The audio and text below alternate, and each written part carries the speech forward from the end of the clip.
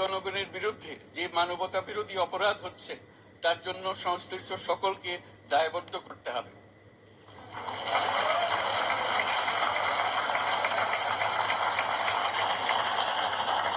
ফিলিস্তিনের জনগণের উপর চলমান নৃশংসতা, বিশেষত নারী এবং শিশুদের সাথে প্রতিনিয়ত যে নিষ্ঠুরতা বিশ্ব দেখাচ্ছে তা থেকে নিস্তারের জন্য বাংলাদেশ অনতিবিলম্বে সম্পূর্ণ যুদ্ধবিরতির আহ্বান জানাচ্ছে।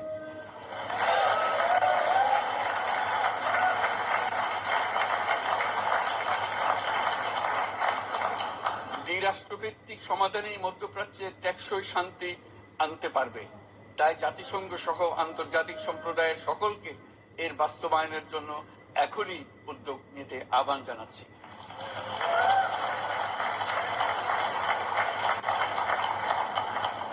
গত 2.5 বছর ধরে ইউক্রেনে চলমান যুদ্ধে বহু